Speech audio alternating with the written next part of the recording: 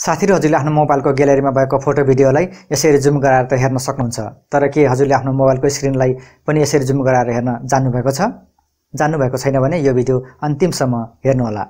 नमस्कार, म राजकुमार थापा। तपाईं यो भिडियो सामान्य जानकारी युट्युब च्यानल मार्फत हेर्दै हुनुहुन्छ भने इन्टरनेटको माध्यमबाट यो सामान्य जानकारी युट्युब च्यानल हेर्नुहुने सम्पूर्णलाई म हार्दिक स्वागत गर्दछु। आउनु सुरु गरौँ कसरी मोबाइलको स्क्रिनलाई जुम गरेर हेर्ने त।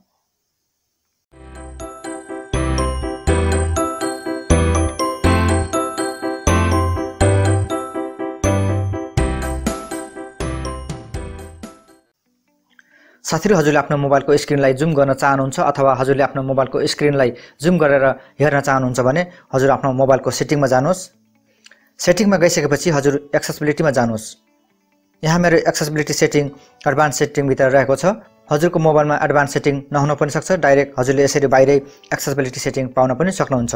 यहाँ मेरो एक्सेसिबिलिटी सेटिङ एडभान्स सेटिङ भित्र रहेको हुनाले अब म यो एडभान्स सेटिङमा क्लिक गर्छु। मैले एडभान्स सेटिङमा क्लिक गरिसकेपछि यहाँ तलपट्टि एक्सेसिबिलिटी सेटिङ रहेको छ। अब म यो एक्सेसिबिलिटी सेटिङमा क्लिक गर्छु। एक्सेसिबिलिटीमा क्लिक गरिसकेपछि तलतिर म्याग्निफिकेसन जेस्चर अफ रहेको छ, म त्यसमा क्लिक गर्छु। अब म यो म्याग्निफिकेसन जेस्चरलाई अन गर्छु। यो दायाँपट्टि क्लिक गरेर म यसलाई अन गर्छु। अब म्याग्निफिकेसन जेस्चर अन भयो। अब म मेनुमा आउँछु।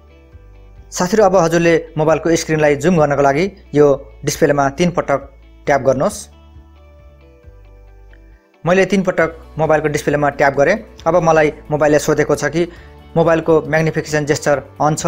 हजुरले म्याग्निफिकेसन जेस्चरलाई अफ गर्न चाहनुहुन्छ भने डिसेबलमा क्लिक गर्नुहोस् र म्याग्निफिकेसन जेस्चरलाई अनै राख्न चाहनुहुन्छ भने इग्नोरमा क्लिक गर्नुहोस्। हजुरको मोबाइलमा सायद एस ओके भनेर आउन पनि सक्छ। त्यसमा एस अथवा ओके के आएको छ त्यसमा क्लिक गर्नुहोस्। म इग्नोरमा क्लिक गर्छु। हजुर हेर्नुहोस् मेरो मोबाइलको स्क्रिन जुम भएको छ। म यताउता सार्छु। यो भन्दा पनि हजुरले अझै जुम गर्न चाहनुहुन्छ भने हजुरले जसरी फोटोलाई जुम गर्नुहुन्छ दुईटा औँलाले त्यसरी नै यसलाई जुम गर्न सक्नुहुन्छ। म दुईटा औँलाले यसलाई जुम गर्छु। हजुर यसरी हजुरले आफ्नो मोबाइलको स्क्रिनलाई जुम गरेर हेर्न सक्नुहुन्छ। फेरि जुम आउट गर्नको लागि फोटोलाई जसरी जुम आउट गर्नुहुन्छ दुईटा औँलाले त्यसरी नै जुम आउट गर्नुहोस्। साथीहरु अहिले मोबाइलको स्क्रिन जुम रहेको छ। हजुरले आफ्नो मोबाइलको स्क्रिनलाई साधारण अवस्थामा ल्याउन चाहनुहुन्छ भने फेरि पनि स्क्रिनलाई 3 पटक ट्याप गर्नुहोस्। साधारण अवस्थामा हजुरको स्क्रिन आउँछ। हजुर यसरी अहिले मेरो मोबाइलको स्क्रिन साधारण अवस्थामा आयो। अब हजुरले पूर्ण रूपमा बन्द गर्नको लागि फेरि पनि सेटिङमा गएर म्याग्निफिकेसन जेस्चरमा गएर त्यसलाई अफ गरिदिनुहोस्। म सेटिङमा जान्छु।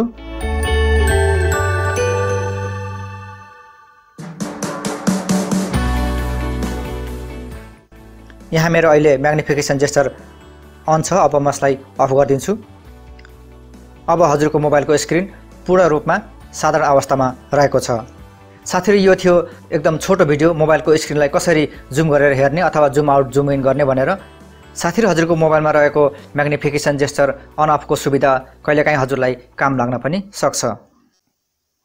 साथीहरु हजुरले आफ्नो अमूल्य समय दिएर यो भिडियो हेरिदिनु भयो। म हजुरप्रति धेरै आभारी छु। हजुरलाई यो भिडियो कस्तो लाग्यो? हजुरलाई यो भिडियो मन पर्यो भने भिडियोको मुनि एउटा लाइक बटन छ, त्यसमा क्लिक गर्न नबिर्सिनु होला। र साथीहरु काम गर्दाखेरि कहीँ न कहीँ कमी कमजोरीहरू रहेकै हुन्छ। त्यसैले यो भिडियोको कुनै पनि कमी कमजोरी छन् भने कमेन्ट सेक्सनमा अवश्य राख्नु होला।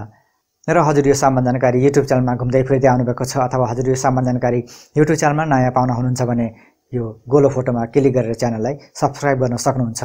र जाँदा जाँदै हजुरका जीवनका क्षणहरू शुभ रहोस् भन्दै म यो भिडियोलाई यहीँ बिट मार्न चाहन्छु।